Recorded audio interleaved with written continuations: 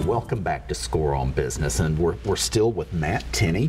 So, Matt, tell us about the importance of taking care of your team. Well, there are a lot of ways that this is important. We were chatting offline a little bit about sales, but just about every business metric that you look at requires the engagement of team members, right? So even if you're a small team of just 2 or 3 people, you could have the best strategy in the world. If you don't have team members that are inspired by the vision and feel that the leadership takes care of them, the strategy is not going to happen. Somebody's got to execute it, right? So at a very high level, that's the basic idea. If we don't take care of team members, things just aren't going to happen.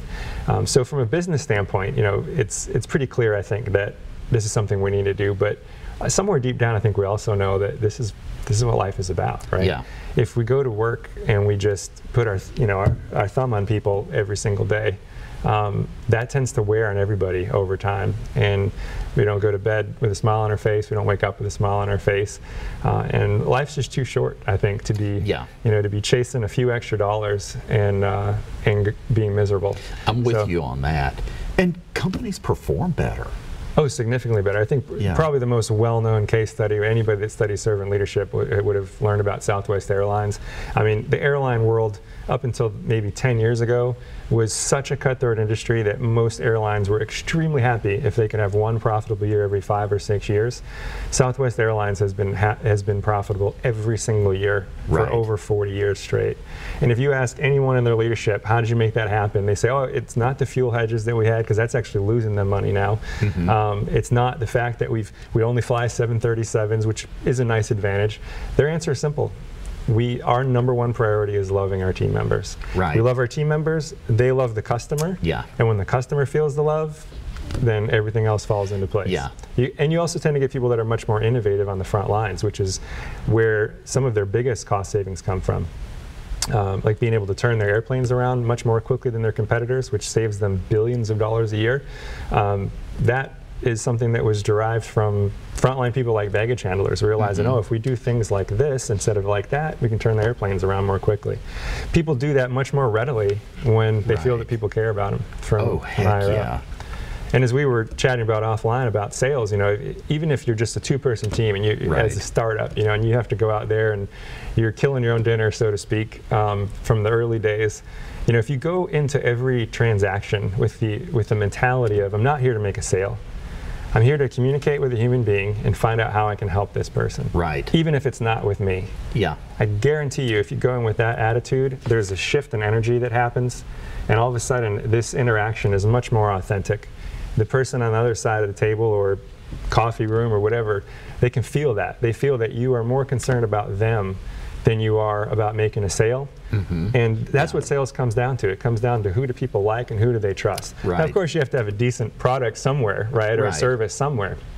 But there are a lot of those out there. Yeah. So if you want to have a chance at being different, that's probably the easiest way to do it. Well, that's certainly what I've done through these years, and I'd rather walk away from an opportunity than do something that's not in their best interest. Now, I've gotten pretty good at finding customers where it probably will be in their best interest. But yeah, so while we're on the topic of taking care of your team, talk a little bit. When I think of current employee engagement rate, I think it's 30 or 33%. Depends on who you ask. Yeah, but the short of it is it's very low. It's not very good. Yeah, talk about that.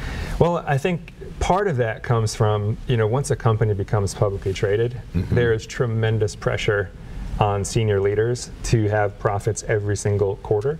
So I think those numbers might be skewed a little bit by the fact that it is really, really hard to be a publicly traded company and be an effective servant leader organization. Right. Because when you have shareholders who are by nature short-sighted, almost all of them are, saying we want profits this quarter, CEOs are worried that they're going to be fired if they don't do the things necessary. So what tends to happen is you have people being laid off to make short-term numbers work, and people doing more financial maneuvers than they do innovating or taking care of the team members. So that's what leads to that. I think some of the skewed numbers. So what do you tell companies when you're speaking with companies that are publicly traded and that face those challenges? What do you tell them? It has to start with you. Yeah.